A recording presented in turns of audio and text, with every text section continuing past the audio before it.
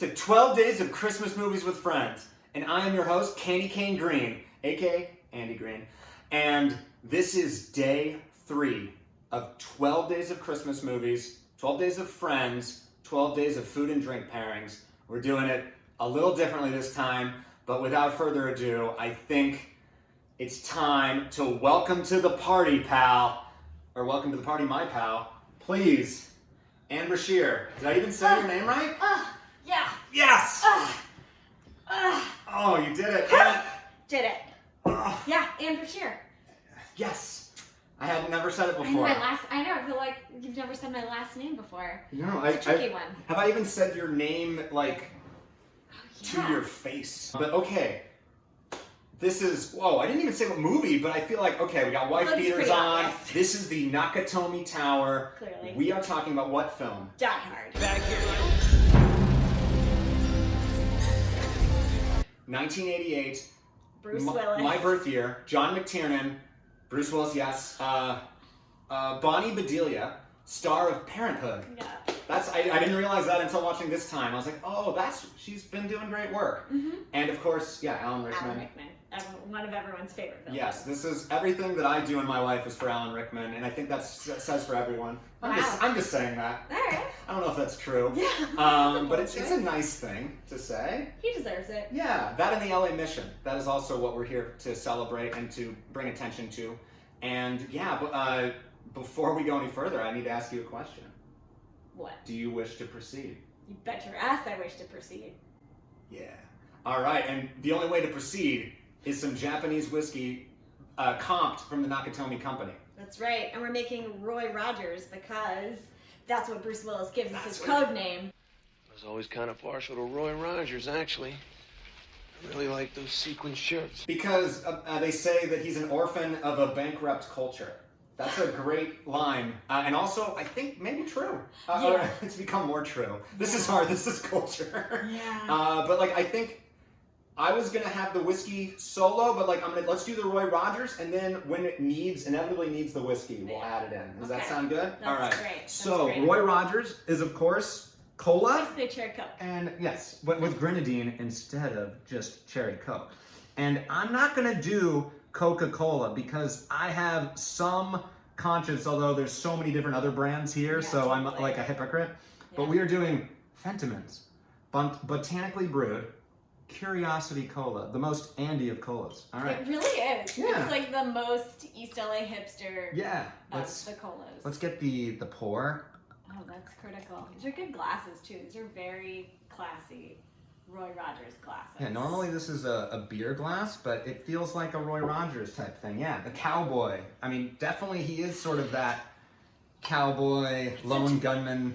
Yeah, it's such a weird vertical western too. I think vertical is a really good word for it. That's such an interesting thing to me about the movie is like it's such a western, but set in like a steel and concrete building.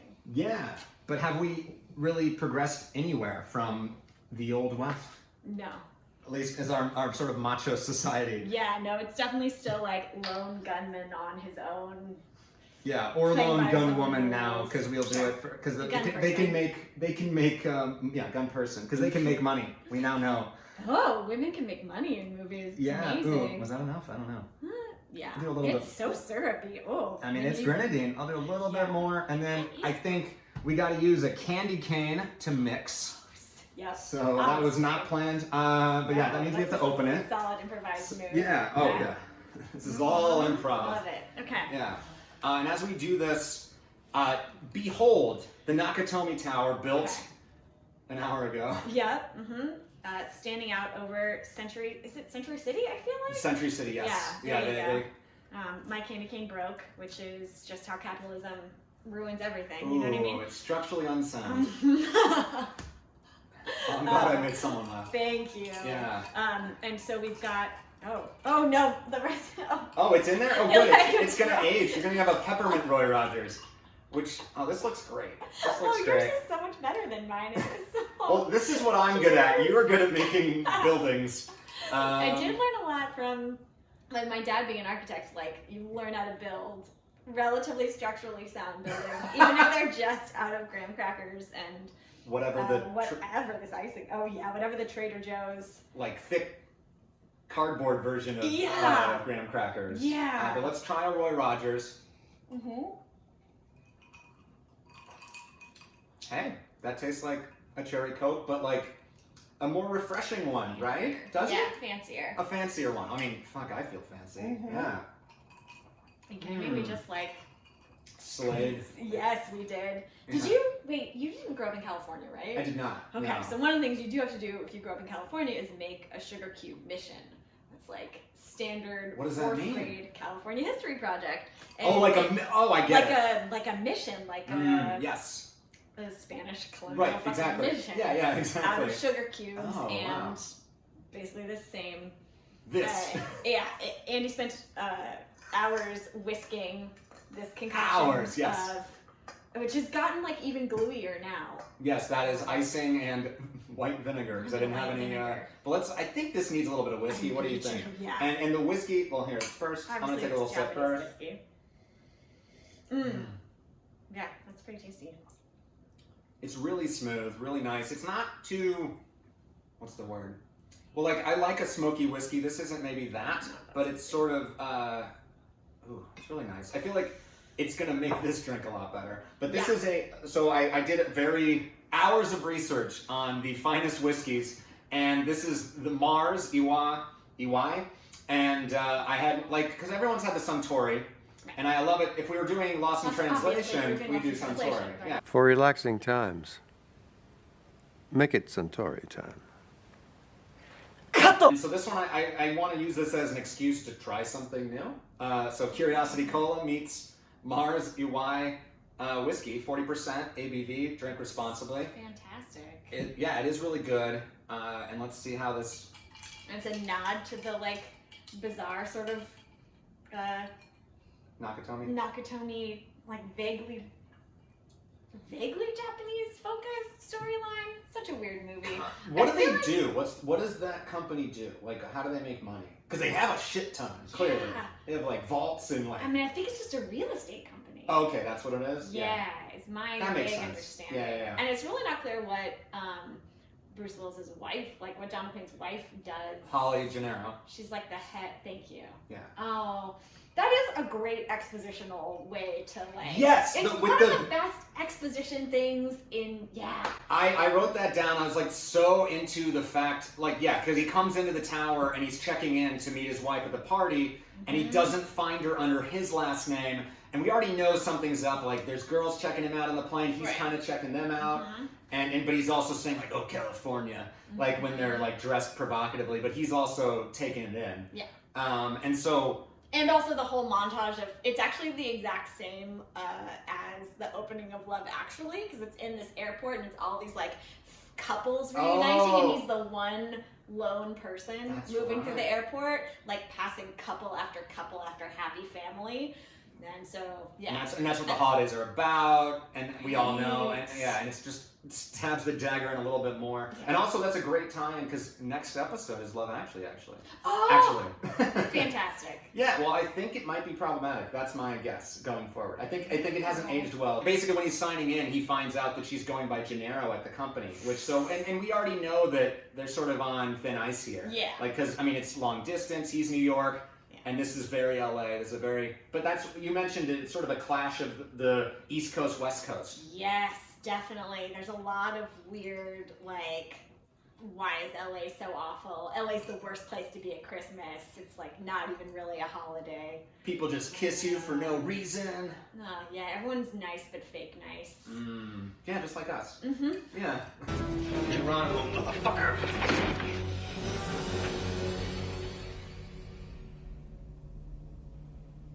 Well, this is to Al, actually. To Al. Hey, look, I love you. So do a lot of the other guys. So you hang in there, man. You hear me?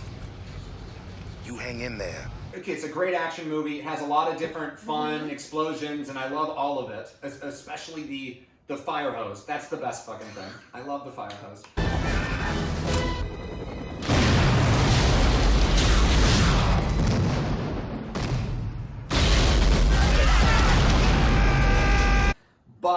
it's their relationship. It's the Al and John's relationship, and they're never in a scene until the very end, and it's done so well. Yeah. And they both need each other in this very, like, sort of different way.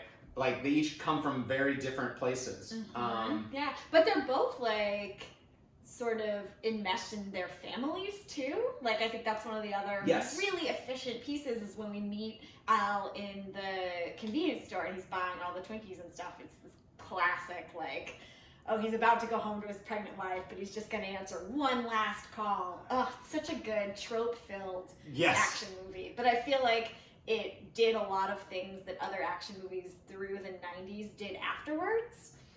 Like, yeah, I think it was sort of maybe first to the party in some ways, but I think it also did it more clever. And also, I mean, I think they're definitely tongue-in-cheek or was aware, but it did focus on the characters, I think, enough, you know, like with Alan Rickman and the German models running around. Oh my God, they're so weird.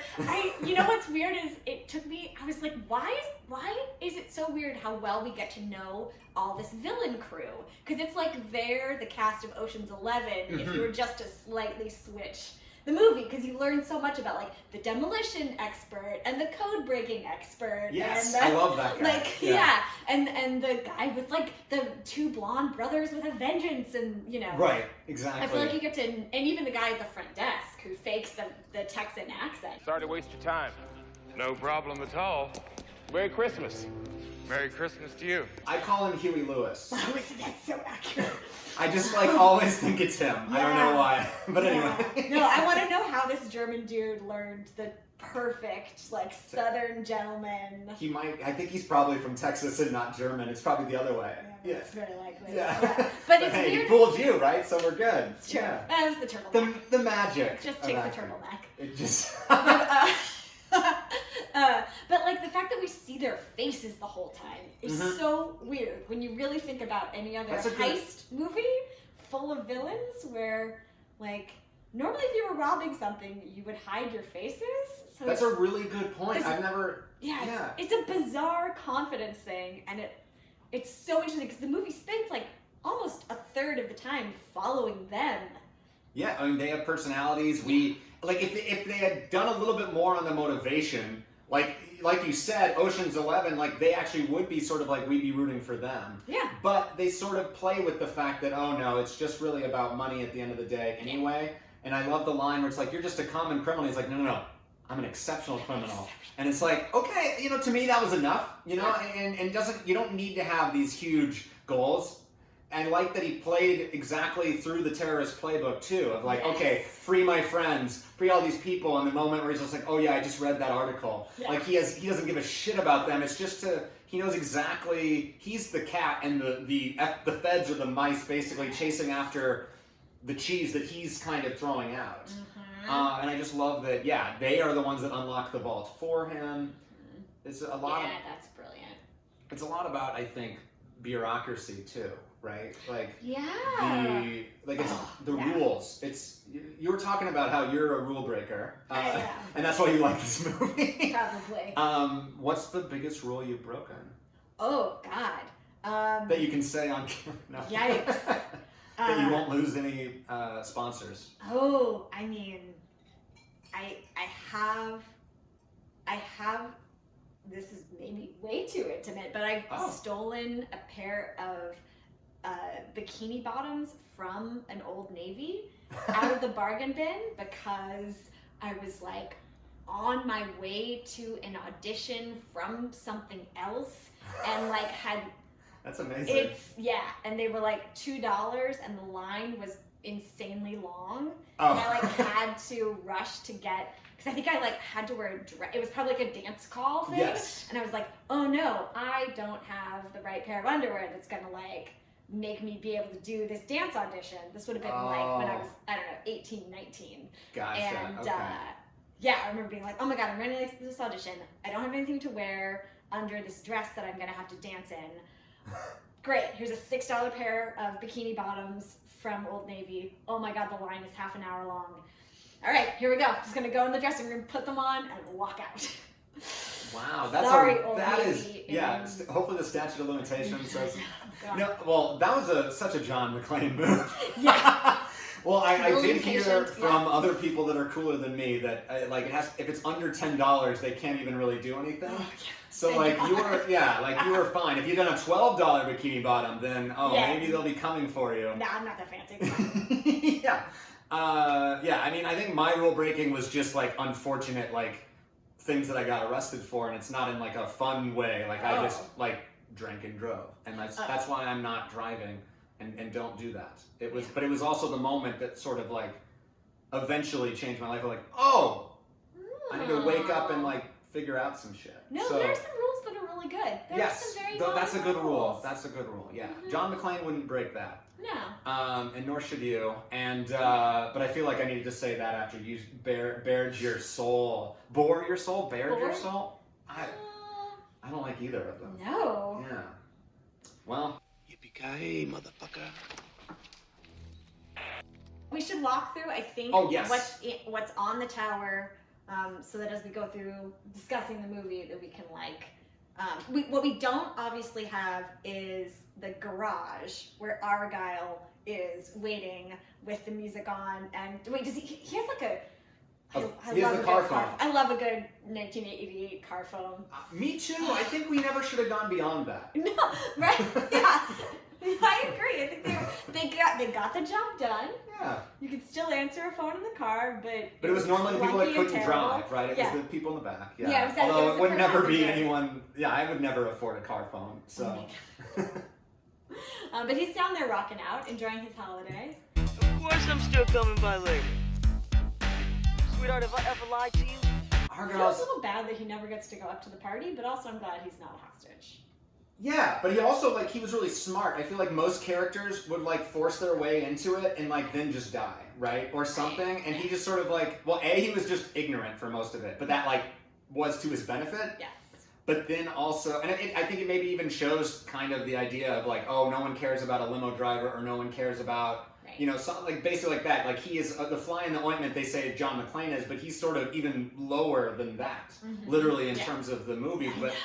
But then he comes and just knocks out our code breaker, and that was so cool. Like he had no hesitation and just plowed in.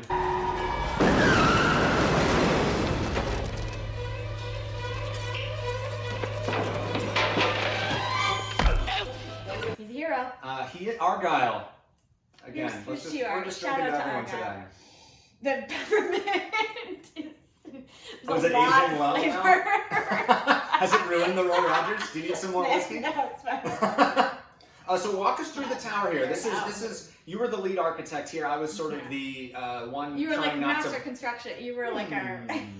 I was sort of grabbing stuff and keeping myself busy as you did this. So amazed that it hasn't fallen. I feel like you can tell the icing's solidified. Well, here, into so that. come up a little bit closer here. Yeah. And tell us what we got. So we've got the first several floors, Yes. which kind of we don't have. We'll figure out a way to show the elevator. But Yes. but essentially we've got a floor where our hostages are, the party. And this is the cokehead because he has white on the top. Yeah, that fucking guy. Man, love it when he gets killed. Me too, but also Holly's kind of dumb for telling him about that. Yeah. She also tells the pregnant lady too. Yeah. But Holly, be quiet. Yeah. You killed the coke Together. guy, but that actually was fine. Yeah. Although it did ruin John a little bit, and also brought in the family, and that was really screwed up. I know. Eventually, so yeah, Ugh. but that was kind of Holly's fault. Oh well. Yeah. Anyway, so yeah, that's the hostages. She panics, She panics. and then this floor is the floor that's under construction, which I feel like is my favorite. Yeah. Love it. I love a good battle scene in a tight space full of dark corners. Just great. Well, and you can just use all the different construction equipment and stuff. He uses the screwdriver very well. Yes, a practical fight is my jam. Yes. Practical weapons fight, it's my jam. And then this being the rooftop with our spotlights. Yes. They're watermelon gobstoppers. Oh yeah, she put one in her mouth and threw them. I did. It spit was them worse out. than her peppermint Roy Rogers. Oh, and then hiding back over here are our villains. Maybe the we tall, need a close-up. Yeah, we do. And we got some tall, lanky. Mike and Ike's. Do we assume that they're East German? I feel like it's 88, so Oh, it's yeah. like still behind the Berlin Wall. And so, I don't know, they've got, it's hard, they just want money. They do just They want kind money. of are working under the guise of like wanting, you know, to take Something down the important? capitalism, but So yeah. do you want to set up like in ascending order? We start with the teddy bear. okay, yeah, we gotta get the teddy bear. So where do we want teddy bear? Well, Just he on brings teddy bear up to the office, right? Okay, well her office. Let's just maybe right there. That's the office. Sure, The broken yeah. down door. Oh yeah. Sure.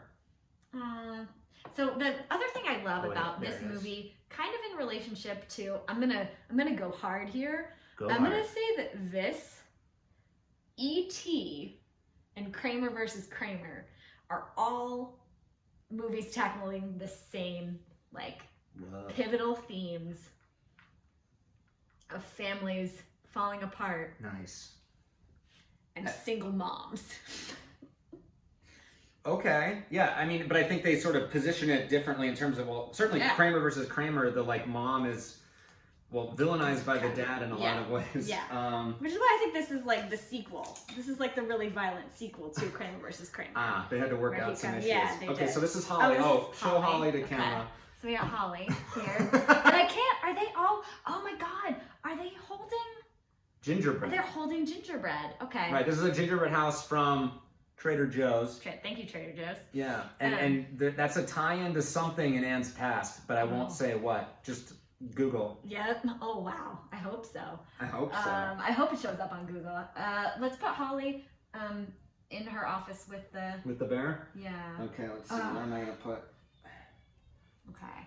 Oh, can she fit here? Maybe I can do it like Oh, yeah. on the. Oh, here, let me get a little bit more on her back. Yeah, get her back full of icing. Yeah. I'm gonna try and like maybe just put her on the side of it.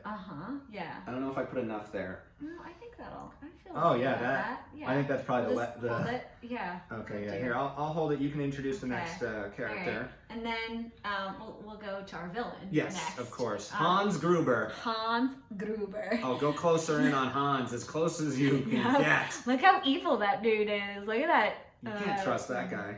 Bizarre stocking cap he's got on. I think Holly will survive, and if not, well, that's a different movie. Yeah, oh, so tragic. But I also like that we've kind of got this like sloped face, like a Adventures in Babysitting. Oh slope wow, as well. great cut. I own that DVD right over there.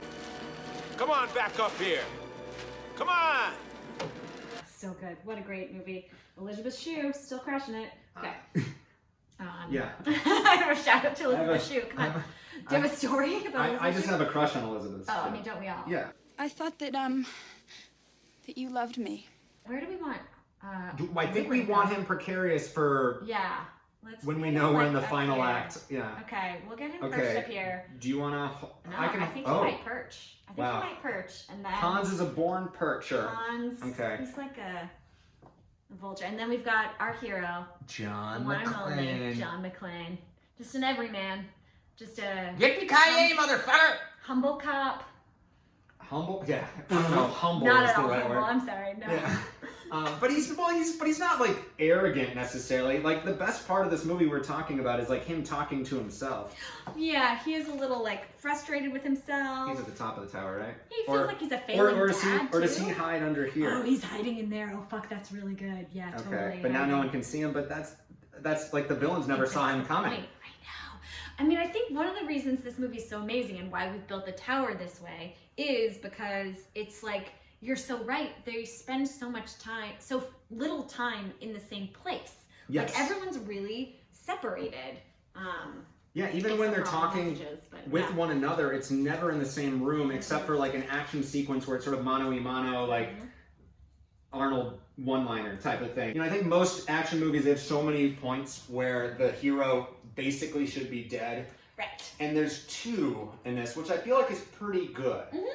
Like, I mean, aside from if you take away the fact that Germans just couldn't hit him, But like that's whatever. That's every movie. Yeah. We can't quibble on that. There's basically stormtroopers. Like, let's be serious. Right, and that's everyone except for John McClane. And then, but it's the one where the guy, is basically telling him, oh, don't wait to shoot people when they're on the thing. And then that's what he's doing. He gets shot. I'll take your advice. Next time you have a chance to kill someone, don't hesitate.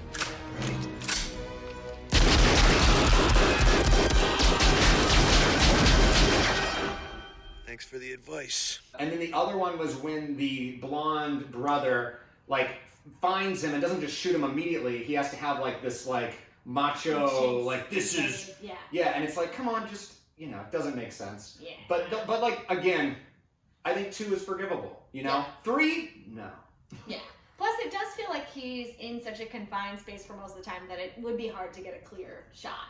I feel like that's kind of believable. Yeah, no, it wasn't as bad as like Stormtroopers necessarily. I also I gotta say the feet thing is so cut to Anne's feet. Ugh. Yeah, cut to my bare feet. Oh wait, just, no, my feet aren't bare. I gotta. No, just doing making fists with your toes. This is a whole other discussion about what it is to be a cop. Cool. What a different movie about cops it is than would be made today. Yes. Tell me more. But that he is essentially for most of the movie doesn't have a badge, doesn't have a uniform, doesn't even have shoes, and yet still there's the whatever it is about him that's a hero that's sort of carried within him. Right. Regardless of his cop trappings. I mean, and it's sort of certainly better not in a cop uniform for this whole movie. That would be awful. I mean, it wouldn't make sense because the whole point is that he's sort of off duty and not really there, and it's also obviously not his jurisdiction or anything. Yes, the whole part about it being totally out of his jurisdiction is amazing and hilarious. Yeah, the guy who's the principal and is he? I don't know. That guy's the head cop, chief of police. But he's he's the deputy chief of police because he's not the head guy. That's right. He's the guy who wants to keep moving up or his job is on the line. But he also gets some of the best lines in the movie. We're gonna need some more FBI guys. That's the best line in the whole movie for me. I loved it. What's yours? I honestly. Make fists with your toes is one of my favorite lines. Take off your shoes and your socks, then you walk around on the rug barefoot and make fists with your toes. Fists with your toes. The fact that I think this movie is so efficient because these little things get dropped really early. And then you see him stressed out about, so that happens on the plane, right? He's nervous of flying, he's a vulnerable guy, he's carrying this huge stuffed animal, he's alone. And so then when he shows up at this party and he's really out of place, then he goes into the bathroom to collect himself and takes off his shoes and makes fists with his toes. And that means that for the rest of the movie, he's barefoot. So he's super vulnerable, and we see him walking on the shards of glass all the time. Oof. It's great. Yeah, I would last about 5 minutes. I have very sensitive feet. Fuck, man. And flat feet. Actually, while I was setting up the set today, I was okay, I'm going to be barefoot the whole day, which is, normally I would probably just have socks on because it's sort of dirty, but I was I don't know, but I just have flat feet, and if I'm not in my orthotics for a while, I actually will feel it. So I was just I can't be Bruce. I'm sorry. No, it's a lot of running up and down stairs. Barefoot. But that's what makes a really good action movie or any movie is obviously conflict, but the fact that he just sort of pulls back the things that he actually has. He doesn't have really a gun. He doesn't even have clothes. Nope. And he just has to be resourceful, like you said. But it also doesn't feel this is impossible that he could have figured that out. Yes, totally. It's even less. Because I feel I can't watch that. I was born in the early 80s, and I still remember watching MacGyver on TV. Yeah. The original MacGyver. And I feel there are moments in Die Hard that seem more believable than many episodes of MacGyver. Oh, yeah. Where you're really? 2 tin cans and a bar of soap and you killed 5 people? Well, I don't know. But isn't that kind of the point of MacGyver? That's absolutely the point of MacGyver. Yeah, exactly. I think if you're going into MacGyver quibbling about the believability of the science behind it. Yeah, no. It's you're the Mythbuster person of every MacGyver episode. Oh, yeah. I feel the work environment is so weird because it's there's this floor full of people, right? Of like the actual, but then there's one floor clearly under construction, but then like what else goes on in the rest of the building? It seems very unclear. It'd be hilarious when he blows up the 13th floor that it's actually just another holiday party, like this just really nice mom and pop company that just is leasing that floor for the party. Oh my like, god, that'd be so sad. It'd be really sad. That was a very risky thing to me because it's like that could just blow up the whole building, like just bring it down. Yes. I mean, it was cool, obviously, and that's why we have it in there. Yeah. Cool, like spelled Keul. Oh, gross. Yeah, oh, very gross. Have you ever spelled it like that? No, That was a thing in like middle school or something. Oh, and I think okay. I don't think I ever succumbed to it. You know, there's certain things that I tried not to say, but then if I caught myself doing it, Good for you. like tight. I hated when tight was used as cool. I can't get behind tight. I say dope a lot. I'm a big fan of dope. See, I try not to say dope. Oh, really? But it's not like I don't have this. I just don't think it doesn't work for me. It doesn't fit with it. It doesn't feel like that. my thing. Yeah, because I feel like I say rad probably more than anyone else who rad doesn't is still live in like a 1990s television show. And now we're back there. I brought you back to the 90s with this high quality entertainment. All right, but also I have to just like all. Oh my god! Yeah, show the. All of the peppermint just came off. It's just. Wow. I feel like I want to put it. Oh yeah. No, I'm gonna put it in the tower. It's going in the tower. Wait, what does that represent? Yeah, like, that's is there what any I was sort trying of... to figure out. I'll put it over here for him to grab. Oh, no, it's the bazooka. Oh.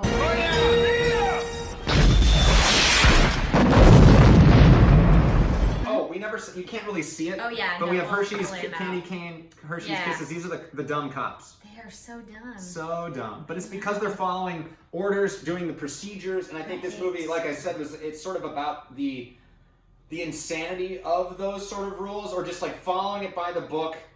But in a way, it's positioning John McClane as like, sure, he's the rule breaker, but he's also the only one using his brain and being like, no, they are a little bit, he's listening, he's observing, and they're just doing the same things they always do, which is why Hans is having a very easy time. He knows exactly what they're going to do. So that's the problem if you don't ever think creatively. And I think the bureaucracy of the company as well, and the cokehead guy trying to just be a smarmy salesman thinking that's going to do anything. He's such an idiot, but like that, he's such a good, the actor, so good.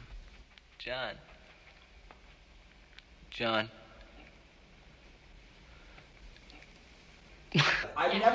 He looks like every other actor. Like he looks like kind of like the dad that's in Homeward Bound and the guy in Airplane. Kind of that guy. A little bit, yeah. But he's not that dude. He's not that guy. No, I feel like maybe Sorry.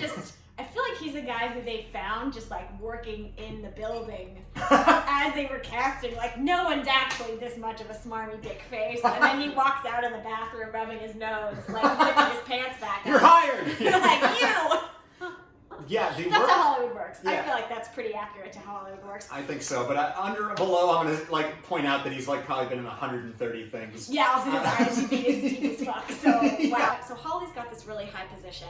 Yes. And there's not a whole lot that explains like really why John McClane gets picked up in the limo. Like he got invited even though they're separated, and he's getting like driven in a limo by the company too. Well, because they have money, and it also just shows like, okay, this is not his world. Right. So it's but more. Also that his wife is like a powerful badass. Right. No, that's exactly and that's also where his insecurity comes from. Yeah. And he's all like possessive of her and like cares that she goes by Gennaro and sort of like. Poor guy. Yeah, poor guy. But he has an arc. He realizes he realizes how shitty he was. It really is one of the few action movies where like the hero changes through the course of the events of the film. And that is rare. And I actually sort of believe it. It doesn't have those like very like scripted moments that like sort of show how he learns it, but it's more just like the intensity in the fact that like, oh, he doesn't think he's gonna see his kids again or his wife again, realizes like, oh, I'm being selfish. I'm caring that you're more successful than me. I'm caring that, like, I'm the one who's not moving to LA, or I'm the one, you know, it's sort of this, he's adding the conflict and being, like, self-centered. And, you know, so, like, him coming to grips with that, I bought it. Yeah, definitely. Well, I think part of that, too, is that they don't have I think they have some pretty silly cutaways of Holly being like, no, that's John. He's just doing what his job is, right? Yeah, I didn't those love that. are a little silly. But I think Bonnie can be more useful. she can have a bigger bit of agency. But I think they don't over rely on the kids, because I think there are a lot of similar movies currently, or like more recent movies that would have over relied on the kids and like brought them in somehow. And I feel like I'm glad you brought they keep that. them enough at a distance. Well, they're brought up and brought in because of the media, which is a whole nother element of this film that I think is interesting. Okay, good. Because it's like the reporter. It's very interesting how they don't show very much of this guy at all. Like, we sort of know by the guy's face that this guy's smarmy too, in the same way that the cokehead guy is. He's going to use this for his advantage. And that's, in a way, goes to the heart of what is wrong with our media and journalism still, whereas tragedy, conflict, is a way to advance your career for a lot of people. And that's so purely what this character is. And yes, we see the guy that did the job he wants isn't good. Like, he says the wrong country, he says the wrong whatever. What a bizarre little scene, but also what a great scene. It feels like it's another scene that just reminds you that it's LA and how weird LA is, and like how or why other reasons that like John McClane would not want to be there, right? Yeah, you get this like overall slickness and it's about very everything. It's very accurate too, and scarily so. True. And even just like when he's calling for help and no one is listening to him, and it's just so many different layers of just like idiocy and the sort of it's again bureaucracy, I think, again, or just sort of like, this doesn't sound like anything, go check it out, whatever. It's just like there's a guy yelling saying there's a kidnapping and no one's taking that seriously. I feel like that maybe that is inaccurate to today, but also I have no idea because I've never been in that situation, thank God. But I also events in the world sort of prove that it's hard to trust anybody in those positions, so I have no idea. Because everyone's worried about themselves and their jobs rather than, and that's sort of the problem with the societal construction like this. Like, this isn't going to hold if I shake the table. No. But we're not there yet. No, we'll get there. Figure we take out the terrorists, lose 20-25% of the hostages. Tops. I can live with that. I mean, I think one of the other things that's kind of interesting about this movie is how the hostages sort of all blend together and feel really expendable. Like, we meet the pregnant lady, but not really enough to care about her so much. Yeah, it's really just the only thing that it progresses is the fact that she has this very slight look at the photo frame where John McClane has been face down, and she has that look, and Alan Rickman sort of clocks it, but he doesn't understand what's happening, and then it's only until later where he sort of like looks and does that. So that's really the only reason that's there from a plot perspective, and maybe they just wanted her to be sitting on a couch for the rest. Like, Bonnie's like, I'm not going to be sitting on the floor for this fucking movie. Yeah. Get me a couch, and I don't blame you, Bonnie. But like, yeah, the pregnant, even there being a pregnant lady would be a source of drama in like a big way, but really like the cops, no one gives a shit about the hostages. Like the feds, Johnson & Johnson, which hilarious. Not only is it the company, but also they're just dicks. That's what Johnson means. And then like when he's doing the like Vietnam, like Saigon baby, and he's talking about like how many hostages might die, and it was like, oh, only 30%. And he's like, I like those odds, or whatever it is. And it's just like, they're just in it for like, they're the gunslinger type things too. In like a way worse way than John McClane is. Yes, they're just coming to bomb the building because then it's over. Right. I mean, I think to your point about like his relationship to Al is so pivotal in that it's this really like street cop trying to strategize, like resourcefulness without necessarily coming in guns blazing, bombs blazing to like burn it all down, but really trying to like at every turn find the most simple, effective solution for as long as possible. And Al is very reasonable, and in the same way, like he's the only one that sort of understands John and understands what's happening. But he also has a very interesting arc that I want to get into a little bit, because it's like the call where he says that, oh, I don't have a firearm because, and like you mentioned, like we talked about how weird it is that they don't have a firearm. He doesn't have one because I shot a kid. He was 13 years old. Oh, it was dark. I couldn't see him. He had a ray gun, looked real enough. You know, when you're a rookie, they can teach you everything about being a cop except how to live with a mistake. And it's this very emotional moment. That is so great. It's, I mean, not great, but like storytelling wise. No, storytelling wise, it's really good. The only thing that I would say I don't love about it is sort of how it ends, where it's like this very almost heroic thing where the cop learns how to kill again. True. You know, and yes, he needs to do it. Like, Hans is about to kill Holly, probably, or John, or anyone. Or, like, it's not Hans, sorry, it's the other blonde guy who, like, just, like, he was hanging, but I guess got, you know, played dead, or, you know, it's just that classic, like, horror movie type thing, actually. Like, he's like Jason right at the end. You thought he was dead, he's not. And it's just sort of the way it's done, where it's like you see the gun, and it's just sort of at camera, and he shoots like 5 times. It's a little bit too, even the music sort of swells. Yeah. No. That felt, to me, nowadays especially, I might not have had that reaction in 1988. Yeah. But that's kind of the problem. Now I have a machine gun. Ho, ho, ho. Well, and also there's something telling about the fact that this movie came out in mid-July as opposed to being an actual holiday movie, which is, I think, one of the interesting things about it being like a Christmas movie is it sort of got these like emotional trappings to it and some emotional weight, but at the core, it's still just like a blockbuster summer popcorn action movie full of explosions. I want to talk about this because it pisses me off that people make such a, like, that people, I think we maybe have ended the argument about whether this is a Christmas movie or not, but to me, who gives a shit? Like, to me, if you don't think it's a Christmas movie, it's because you don't have imagination or you're inventing rules or something. Yeah. Because it's like, there are Christmas songs in it, like, throughout the movie. Yeah. It's set at Christmas. It's set at Christmas. There's a Christmas tree, there's a Christmas party. Yeah.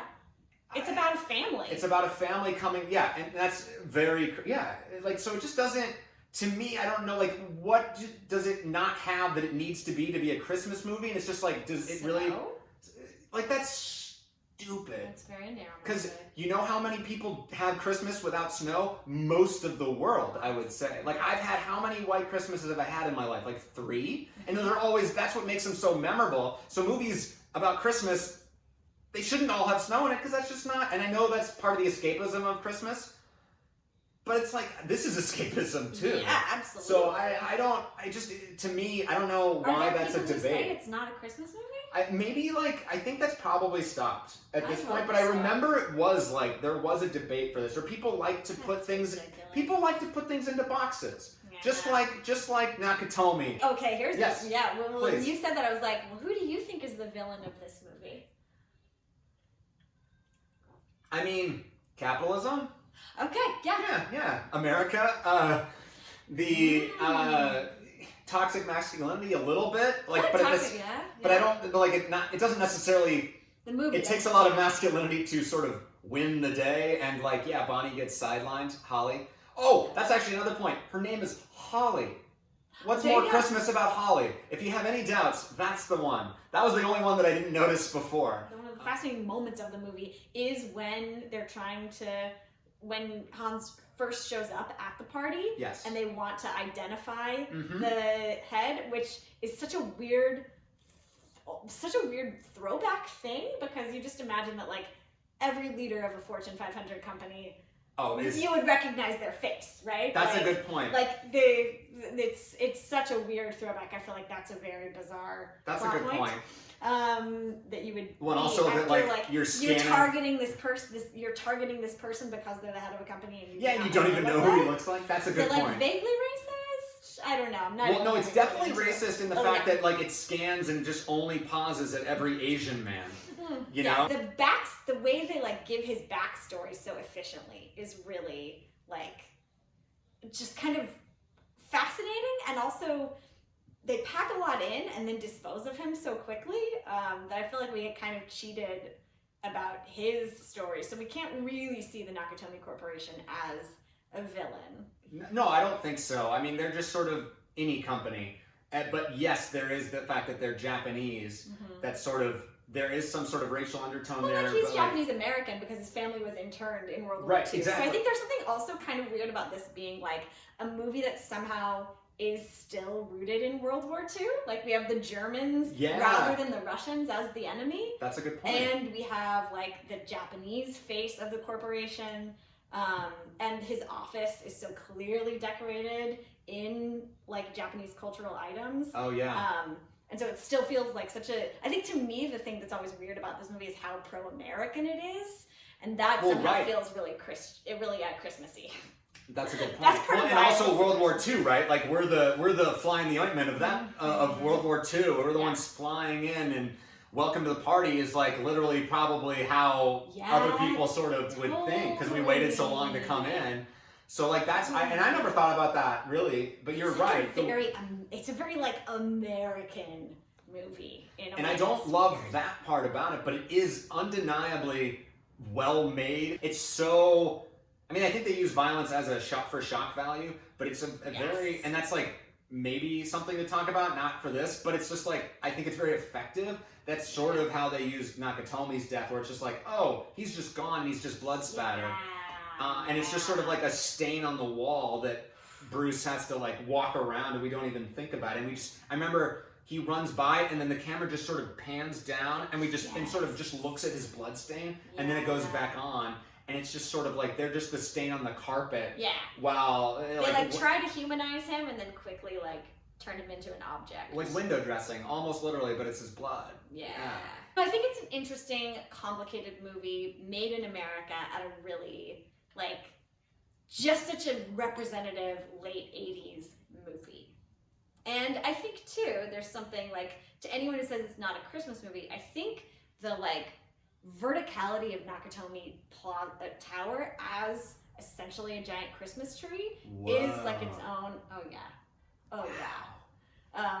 is its own sort of iconic part of the story. Yeah, well, yeah, I think we're sort of landing in, I guess, LAX here. We're almost done, but the tower is one of the best characters in the fucking thing. Yes. Like, it has all these cool bells and whistles, like the doors, the like vault thing. Like, what is this company again? It's like, yeah, it's a real estate company, but that doesn't make any sense. It feels like it's a James Bond corporation, but we love it because it's such a fun set. Oh my god, yeah, there's so many weird hallways. It feels like there's 5 different elevator shafts in this movie, and they all and they're huge. Yeah, no, it's like there's like Star Wars spaceship level elevators. Yes, that's a very good comp. But I think they efficiently use the architecture in such a dynamic way in this movie, and then at the same time, it's like they don't actually go into any of the other office floors other than the one that's under construction. So it does constantly leave this mystery of like, what the fuck is going on all the other floors of this building? I mean, I guess they're all empty, but what goes on in them during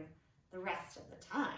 I just assume it's Mad Men is happening in one of the, like, it's a time warp. I agree with that, but I also sort of feel like it is just empty. Yeah. It's just huge tower, and there's like 4 offices used. It's a waste of space. It's a waste of everything, and like, in a way, you sort of want it to just explode because we don't need it. Well, and there's something very much about like the status and sort of the corporate ladder that also, again, feels like so indicative. Late 80s. Let's explore the economy. Let's talk about like what trade with Japan is like in America and what that means for companies. And it's a very, I mean, in some ways, it's like 9 to 5. It's like a very late 80s movie about corporate America. And I think it is asking questions of it. It does so well as takes this like very stereotypical desert western landscape and compress it and turn it into steel and cement, but it's the exact same like story. We haven't gone anywhere, ladies and gentlemen. No, we haven't progressed at all. This is the frontier that we're still dealing with. Yeah. And I think it might be ready to destroy it. I think we're gonna play a Jenga thing. Okay. So do you want? I should deserve to lose. So let me go first here. Okay. Are we going party floor? I feel like this is cheating. We can't do anything here. So Okay, this one looks like it's gonna be the thing that does it. But Okay. I just wanna. We're getting like a back structural piece, which I feel like is maybe like a backside elevator shaft. I love, one of my favorite elevator scenes is also Silence of the Lambs, which came out right after this. Oh wow, big elevator year or time. Yeah, I think so. I'm gonna go in the party here. Oh. I'm gonna take down some party stuff. Oh yeah, kill a couple hostages while you're at it. Yeah. Well, I think we. Oh, you I think go Holly? sadly we lose. I think this is Nakatomi. We're gonna sadly lose Mr. Nakatomi. Oh, sorry. I know. First blood. It sucks. Ugh. But then I kind of wanna maybe. Oh gosh.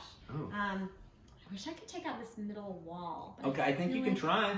Yeah. Let's give it a shot. It feels solid though. Wow, this Trader Joe's icing is no joke, y'all. Feel that. It's like very. Oh wow.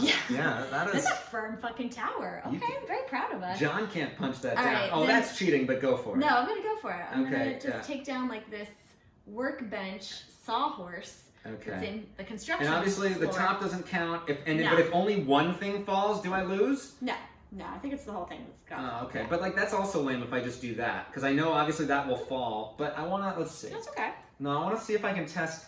Oh, Whoa. that won't work. That's gonna go. Yeah. Okay. Then I will do this. Let's see if we can do this one. Oh, okay. Okay, Holly. Sorry. Oh, sorry, Holly. In my version of this movie, Holly, you are. Wow. Oh no. Oh, it's not gonna happen. I know. Can I hold it, the other thing, while I do it, or Yeah. is that cheating? No, I think that's fine. I mean, I think one of the things we learn in this movie is that even though it seems like a one-man. Okay, you did it. Oh, we lost the bear though. Okay. Holly, she survived though. Yeah, she does. She just She's gets here like with- relocated she's down. here, Yeah, she gets down out of the building. Well, fuck. I'm so impressed that I'm not surprised that John's still standing. I'm just impressed. John's still standing. All right. Well, I'm gonna go. I'm gonna take these German. Yeah, they're both like. This guy's They've gone. been frozen. Oh, I bet Yeah. this is a watermelon flavored thing too. Ugh. No, lime, cherry, and holiday punch. Oh, thank God. Oh, shoot. Ooh. Oh no, you Okay. can do it. Oh, you're gonna. I think I'm gonna go. What if I break the wall? I feel like that's. That seems like cheating. Is that cheating? Okay. Oh no, you have to take a whole piece. All right. But that's gonna. Oh, Ooh, that's that actually gonna might run it. work though. Oh, That let's was. see. I Oh did my not God. think that was gonna happen. What?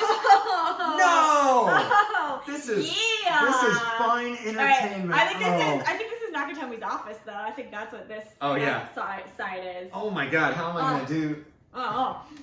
This is great. Okay. I did not expect this to be as much fun. Like another great movie that's just in like tight spaces. Speed. I feel like we wouldn't have Speed if we didn't have this movie. Oh, that's a good point. Oh yeah, no dead air. That and Hunt for Red October came out right after this too, and it's like again we're looking at good action movies that just use. But I think in those Speed two 2 doesn't use it as well. No, not at all. But I think in Speed, it's like we don't quite get as much of the backstory of. Well, it's all right. The roof's a precarious position right there. But that was like sort of. Yeah, that's sort of what happens. I feel that's sort of. And accurate John to is this. holding it up. John is holding it up on his head John right holds now. it together. All right. Oh wow.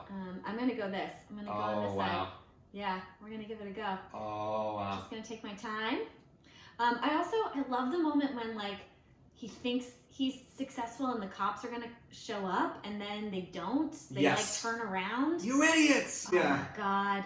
Just like the hopelessness of it is so good. Breaking them in pieces is a really good clutch move here, but Mhm. I don't think it's gonna. What? You gotta take Yeah. that little piece out. Oh, There's a fuck little you. piece there. There's a little piece there. Man. All right. You're right. Oh, I knew you were gonna do it. I just Uh-huh. like didn't want. Oh. Oh my God, this is the death moment. Mhm. I can tell. There's no way that's gonna stay, and I can't.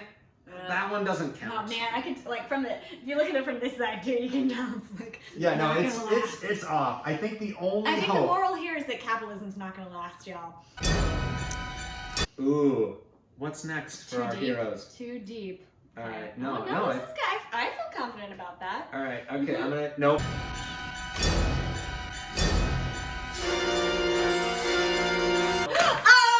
Oh! John? Yeah, oh. John? Oh no! Oh, but luckily it means we also killed. Oh, Hans! We killed Hans. No, you gotta do the. Oh, you gotta do the fall. Yeah. Oh God, that shot is so dumb. Oh,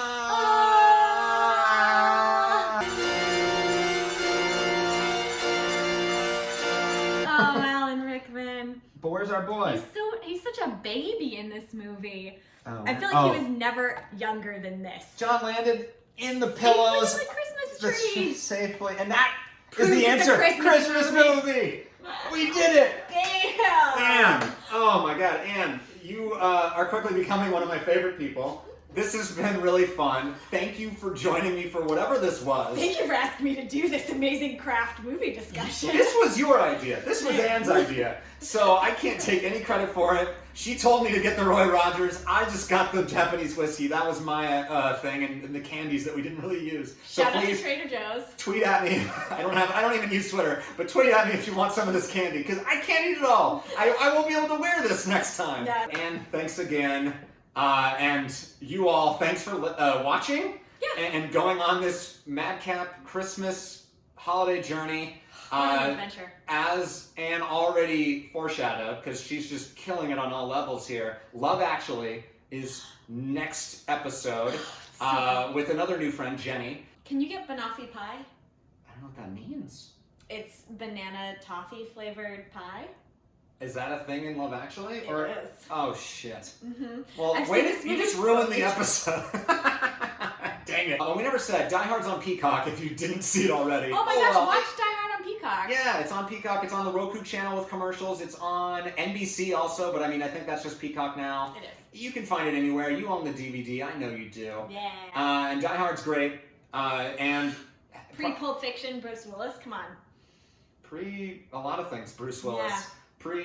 Well, I don't know. Anyway, post-moonlighting? Post-moonlighting. Post-moonlighting, yeah. And now he's just in our hearts forever, I guess. And you are in my heart forever for being here and sticking with us through this frosting-filled journey as she's about to eat a snowman, Am I maybe. gonna eat a snowman pea? You don't have to. And this thing... I regret this decision. She regrets it. But I don't regret doing this because I'm doing this to support the LA mission that is LA based, and this is an LA movie, so it's fitting, and it's dedicated to basically human decency and giving shelter, food, healthcare, shelter to the people that don't have those things in LA, and also just sort of hopefully beyond, because homelessness obviously is really... It's a giant problem here. Yes, yeah. It's a giant challenge. Everywhere, and it's sort of like, okay, if you can spare anything, there will be more information on the charity below. It's a nonprofit. And yeah, Merry Christmas. Merry Christmas. Be generous. Be kind. I think if anything, this movie reminds us that selflessness is a valuable thing. And take off your shoes. Also, sometimes you just gotta make fists with your toes. Sounds good. I will see you at the next opening of the Advent calendar. Or, let's see, I'll workshop Andvent calendar, because I'm Andy. I don't know. It was a comment on the last video. Okay. The Andvent calendar, but I think if I had sold it, it might have worked. I didn't believe it. Yeah. But I also just want to point out, maybe there's I'll see you at the next flip of the snowflake. The next turn of the snowflake. Because every snowflake is unique. And Just like you. every, yes. Oh, Anne. You're killing We me. did it. We did it. Enjoy yourself with Roy Rogers, everyone.